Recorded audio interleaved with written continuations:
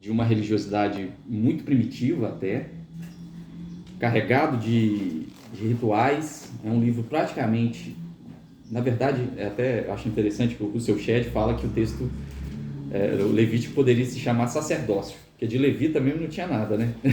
É só recomendações sacerdotais o tempo inteiro, recomendações sobre rituais, rituais sobre higiene, cuidado. E você lê aquilo, cara, e nós somos cristãos, nós estamos na era 2023, né? Vivendo o que a gente pode sim chamar de últimos tempos, né? Da volta de Jesus até quando ele retornar em definitivo, a gente vive os últimos tempos. Não precisa de nenhuma teoria da conspiração apocalíptica para reconhecer que é fim dos tempos há 2000 anos, né? E, poxa, a gente é filho do Novo Testamento, a gente é filho de Sião e não de Sinai, né? A gente até falou sobre isso uma vez. E aí, quando você lê Levítico, você fala assim, poxa, o que eu posso tirar de proveito para mim? Porque eu estou lidando com um texto que, por mais que é o Antigo Testamento, é velha aliança, não tem nada a ver comigo e de fato não tem, eu lido com esse texto como palavra de Deus. Como palavra de Deus, como palavra inspirada. Eu não estou lendo porque eu não tenho o que fazer. Vou ler só o Novo Testamento. Não. O texto chegou até a mim como palavra. Eu tenho o cuidado de ler o texto com toda a sacralidade que o texto merece, né? Por ser um texto inspirado por Deus. O próprio Jesus fala da inspiração bíblica, o apóstolo Paulo, a gente sabe muito bem. E aí eu tentando fazer o exercício de tirar alguma coisa prática ali daquele texto, né? E lá, recomendações sobre, uma coisa assim, primitiva, né? E a gente lendo, eu não consigo não ler Levítico e não fazer um paralelo com as religiões comparadas, né? Eu que trabalho com religião o tempo inteiro, não tem como não reconhecer, por exemplo, a primitividade da consciência dos sacrifícios de animais.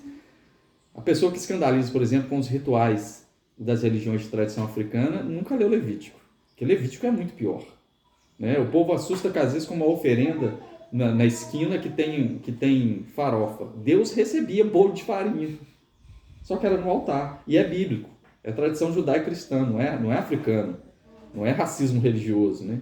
Então a gente, você imagina, se você não tivesse condição, você tinha que pegar uma rolinha, se você não tivesse condição de sacrificar um cordeiro, né? Um animal, você tinha que pegar a rola, arrancar a cabeça dela e despejar o sangue no altar. Cara, um cenário assim, macabro, né, cara? Dá muito medo. E a gente passa a ler o texto com vista grossa, assim, com aquele romance. Mas se você vê detalhado, e eram muitos, e Deus nunca teve interesse nisso, né? O salmista vai dizer que Deus não tem prazer em morte de animal, né? Deus hoje tem um problema seríssimo com essas ONGs aí, né? De defesa do animal e tudo mais. Mas é a mentalidade, não tem como. Isso caiu em obsolescência total, né? E aí, quando você lê o texto, você vai ver que tem recomendações para sacrifícios do pecado, contra o pecado, né? Para o nosso pecado, para a culpa, que é um outro mal, né? Isso tudo eram rituais, né? Para a pacificação e para a comunhão. Você vê, culpa, pecado, paz e comunhão. Os rituais não nos servem mais. Eram sombra daquilo que havia de vir, diz o apóstolo Paulo em Colossenses. Só que os princípios em Cristo, a gente tem tudo isso, né? E ali você tem praticamente 27 capítulos de ordenanças que não tem nada a ver com a gente. Dá vontade até de pular o texto, que não tem nada a ver com a gente. É lógico que quando você lê em umas versões, umas linguagens mais acessíveis, né? A própria nova tradução da linguagem de hoje, ou até a mesma mensagem, fica um pouco mais compreensível, né? Essas versões atualizadas tentam ser mais próximas do hebraico, deixa o texto ainda mais desanimador, né? Mas aí eu lendo o texto, eu fui parar para pensar como que tem essas recomendações lá nesse texto, né? E se você pegar o livro de Levítico, a ideia de Deus, ela falou, olha, eu estou lidando com um povo primitivo, com consciência primitiva, rodeado por uma religiosidade totalmente primitiva, que praticava o que a gente chama na ciência da religião de magismo.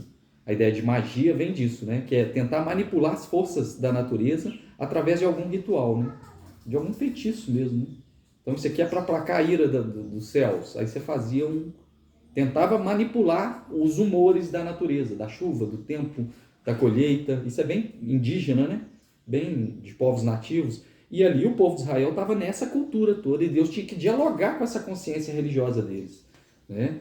mostrando o que o Paulo fala, por exemplo, aos Gálatas, que a lei era apenas a babá que a conduzia à plenitude da consciência. Por isso que é um absurdo a gente, sendo filho de Sião, tendo a revelação plena daquilo que Deus quis em Cristo Jesus, voltar a essas obras.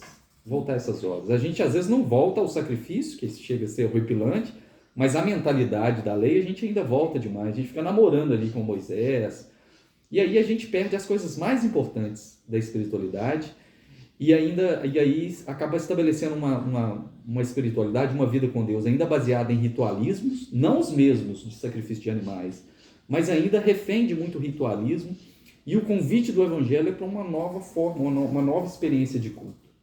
Aí se você pega o livro de Levítico todo, pelo menos do capítulo 1 até o capítulo 17, vai ter aquele monte de lei assim para você se aproximar de Deus, né? Então, olha, esse animal pode, esse não pode, porque isso pode remeter, por exemplo, aos... E é tudo envolvido a questão religiosa, a mentalidade religiosa, porque os cananeus, os heteus, os jebuseus, todos aqueles zeus, né, ao redor, praticavam essa religiosidade pagã, primitiva, e que deturpava a consciência, né? Fazia muito mal, nocivo. E aí o texto vai o tempo inteiro, ó, não faz isso. Esse animal não pode, porque vai remeter à sua consciência pagã, né, desse povo. Não, o texto que é tão criticado para tatuagem, né? Não faça marca sobre vós por causa de algum morto, né? Por questões religiosas, né? Então não tem nada a ver com escrever alguma coisa na pele, né? Então, aí o texto vai falando, até a questão da homossexualidade já está relacionado nesse texto aqui, sobre essa questão cultural. Isso até o capítulo 17. Do capítulo 17 em diante, você tem recomendações mais práticas, ritualísticas para a vida comunitária. Então é importante, isso é importante para a gente, né? Por exemplo, o que a gente está fazendo aqui, de certa forma, é um rito importante, que ajuda, né, na espiritualidade. Agora, o rito, ele não é a causa, né? Ele é só um instrumento, né? Ele não é o fim em si mesmo. A gente sabe que a espiritualidade cristã, ela tem que exceder o momento do rito, né? E esse é o grande convite do Evangelho. É por isso que esse texto que a gente vai ler é como se pegasse todo o livro de Levítico, que era a sombra, com aquele monte de ritual, holocausto, fogo, que você tinha que pegar as entranhas do animal, queimar fora do arraial, um negócio todo assim, esquartejava o bicho, um negócio muito estranho, soava super mal para nós, assim. E aí no Novo Testamento, lá em Romanos, o apóstolo Paulo vai falar uma outra forma de culto, que é o que nos chama a atenção. Aí, olha o Marcelão chegando aí.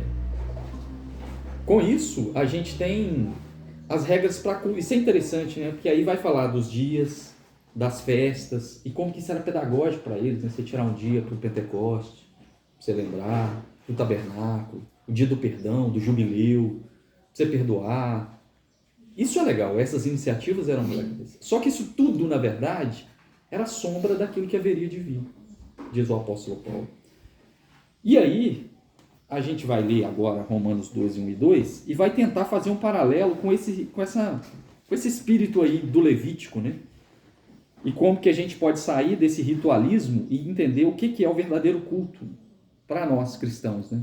E como que a gente tem que aplicar isso. Quais são os princípios bacanas, inclusive, que Levítico ensina, né? Você tem que fazer esse exercício, né? Isso que é usar Jesus como chave hermenêutica, né? Ele leu o Antigo Testamento procurando aquilo que em Jesus é útil para nós, né?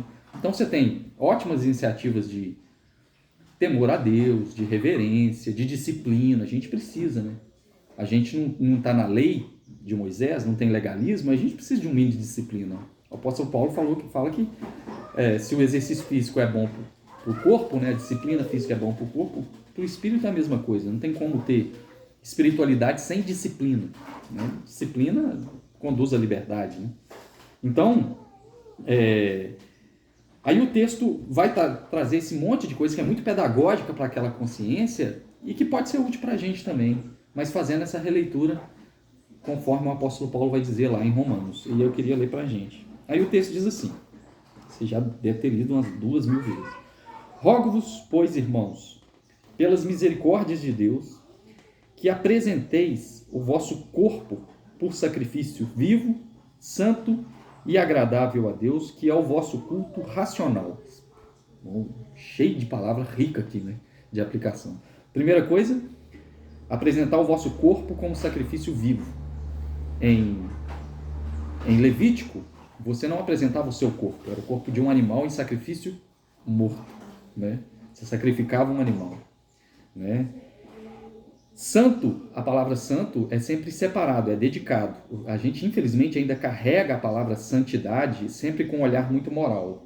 Mas santo para Deus sempre é aquele que se dedica a Ele, independente de questões morais, porque o problema moral em Cristo já foi resolvido.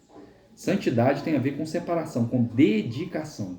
Até a palavra hebraica para santidade no Antigo Testamento é kadosh, que significa separado, dedicado, né? Então, a gente se apresenta se dedicando. O que é culto para mim? Já não é mais entregar um animal. Já não é mais fazer um ritual de purificação, de santidade, de separação que era exclusivo de sacerdote. Para mim, é dedicar a minha vida. Dedicar a minha vida envolve muitas vezes dedicar um tempo, né?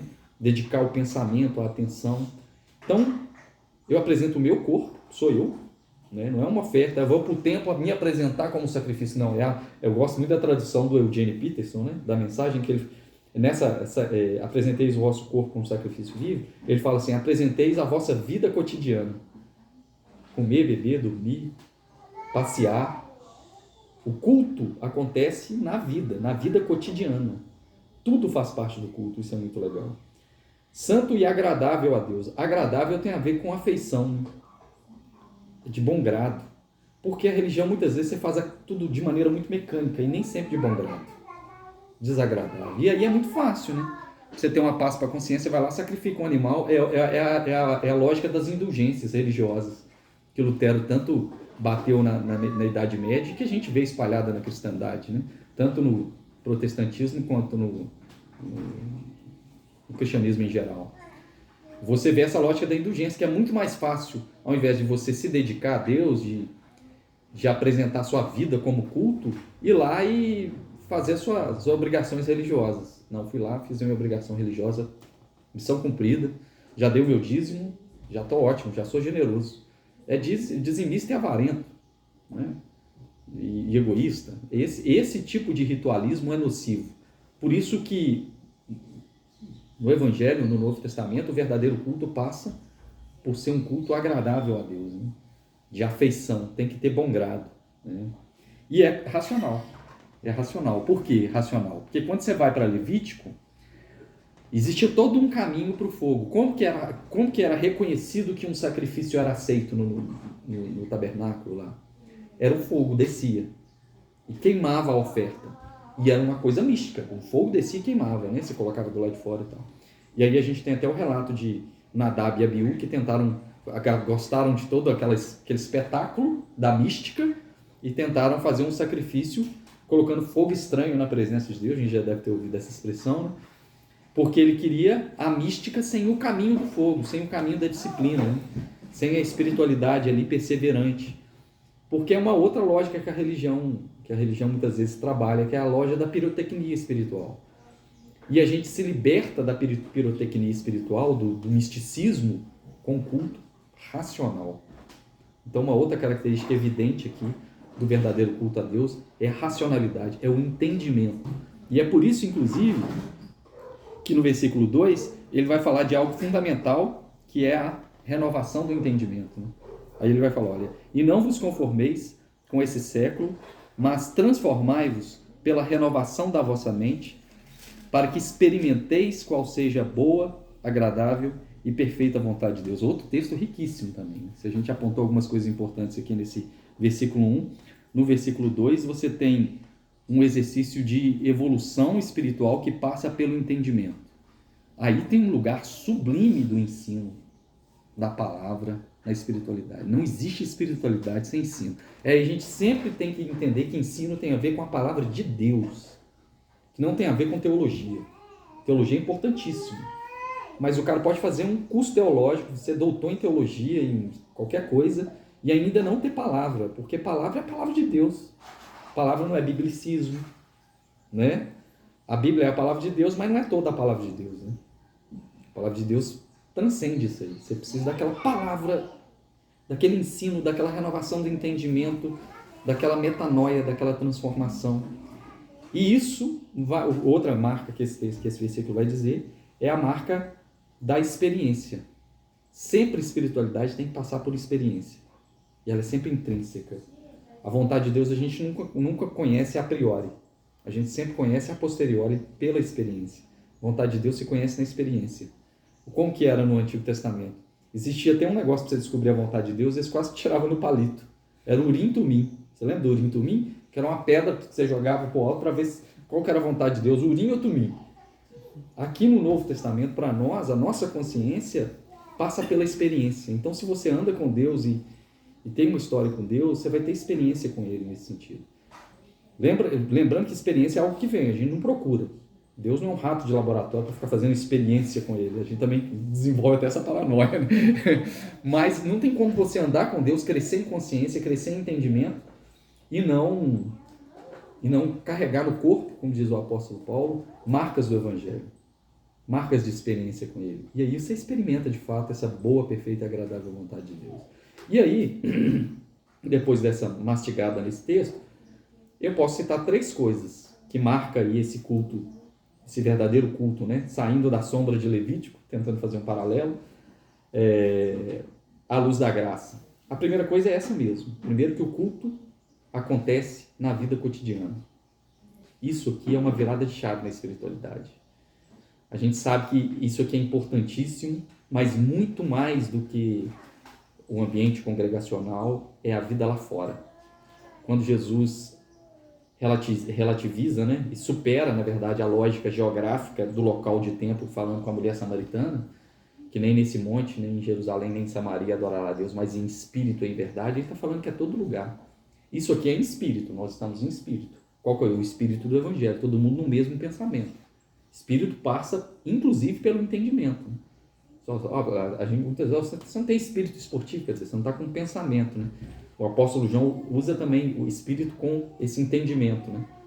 Quando ele fala que a gente julgais os espíritos para ver se procedem de Deus, ele está falando para julgar um ensino, o pensamento, né? A gente está no espírito aqui. A verdade acontece lá fora, né? No dia a dia, na vida cotidiana. Aí é de fato quando a gente transforma a vida num culto e o culto na vida.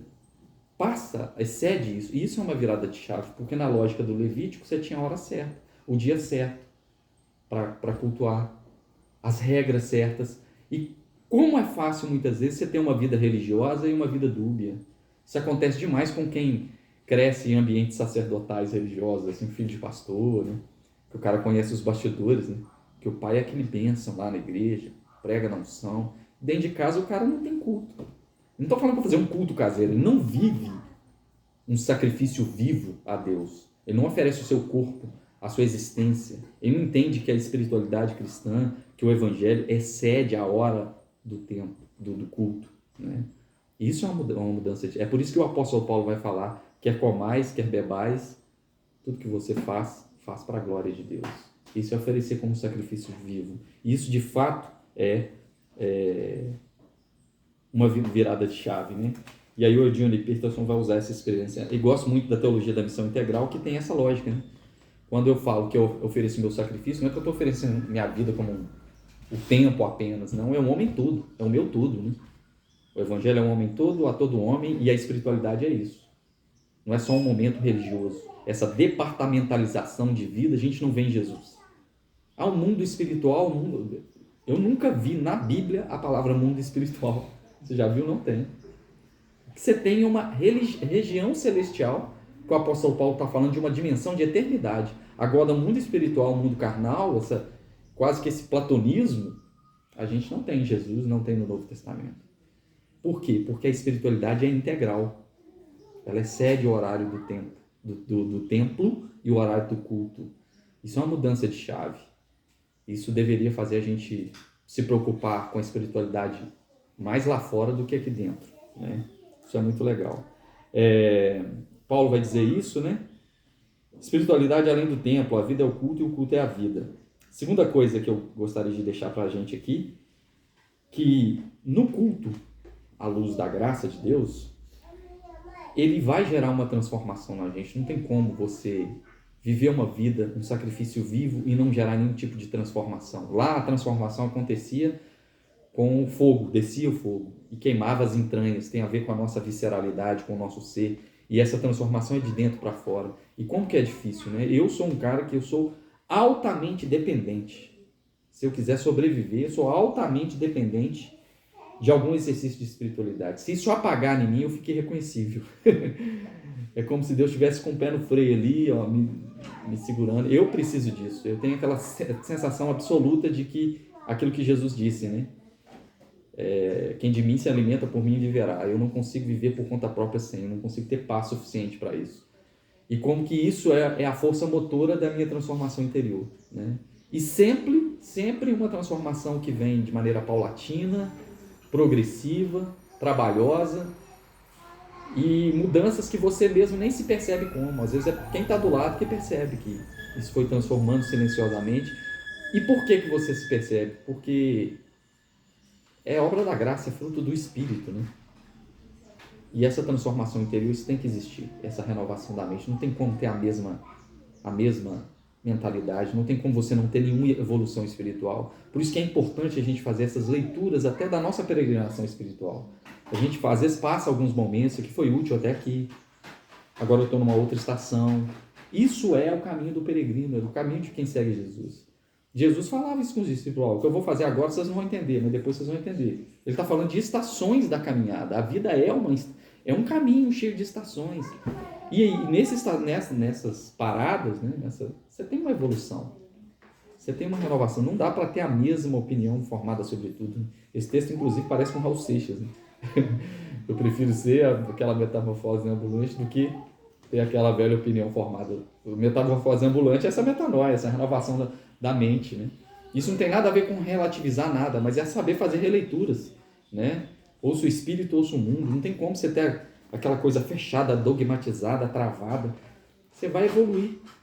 Isso não vai deixar... o sinal é que você vai ver que você não deixa de ser crente, você continua amando a Jesus do mesmo jeito, sendo cada vez mais dependente dele. O apóstolo Paulo, quanto mais perto ficava de Jesus, mais ele tinha consciência de que era o maior dos pecadores, né? Então a gente vai tendo essa sensação. Então renovação da mente tem a ver com essa evolução mental. O que muda o nosso olhar, muda as nossas interpretações, né? E muda mesmo, né? O evangelho, ele vem para isso, porque é totalmente possível a gente manter uma rotina de culto e continuar egoísta. E continuar tendo a mesma mentalidade do mundo, né?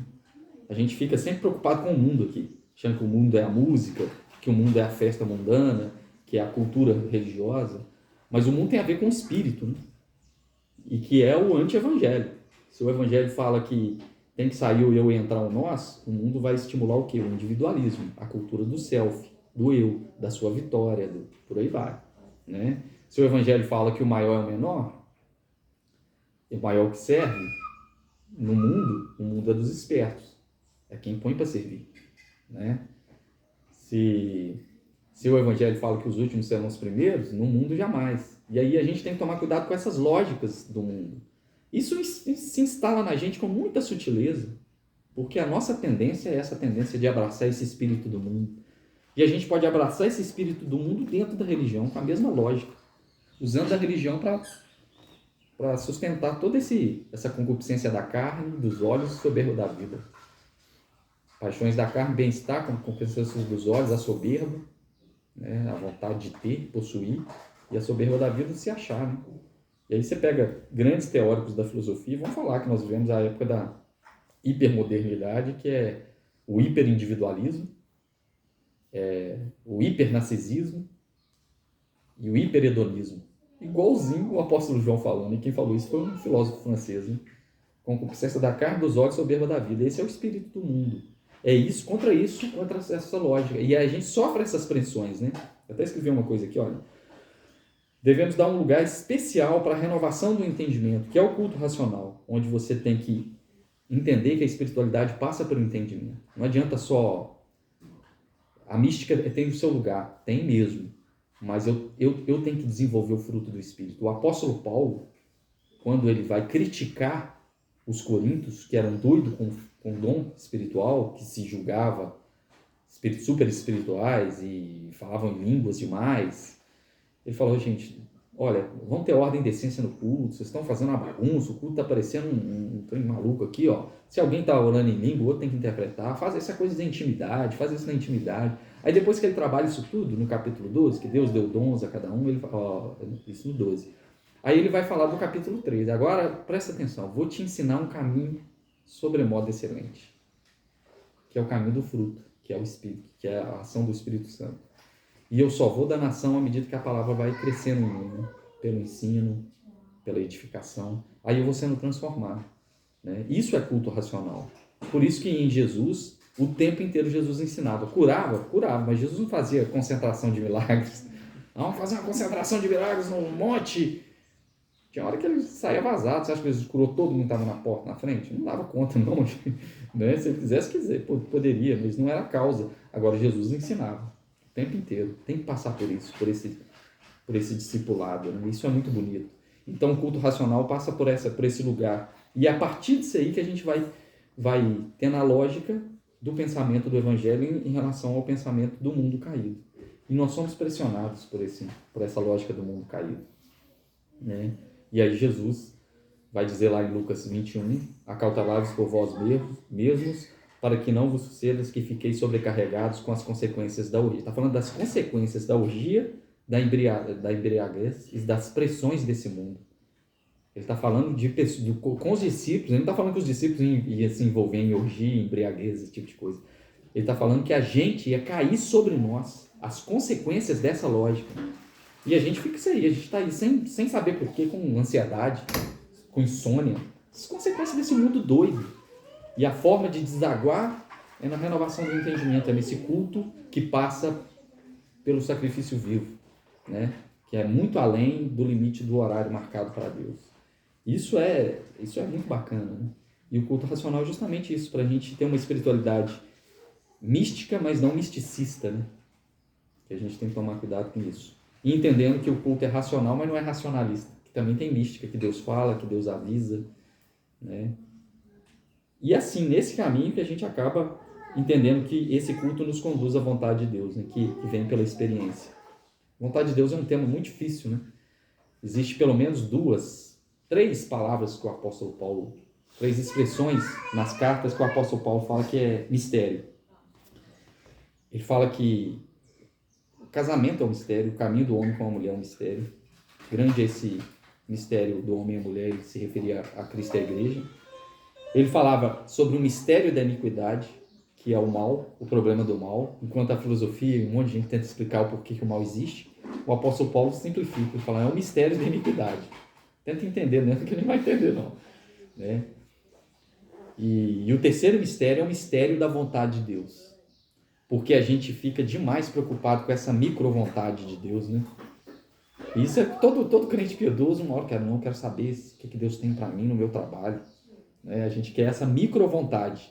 Mas a gente tem uma vontade plena de Deus explícita nas Escrituras, que é a vontade de que a gente cresça e amadureça. E à medida que você vai amadurecendo, trazendo renovação da vossa mente, a vontade de Deus é que você tenha a sua própria vontade. Que você tenha decisões, que você tenha autonomia. Eu já fui aquele cara assim, de orar para Deus, qual era a vontade de Deus, para saber qual roupa que eu ia no culto. Né? Esse nível assim. E ainda inventar o tal do centro da vontade de Deus.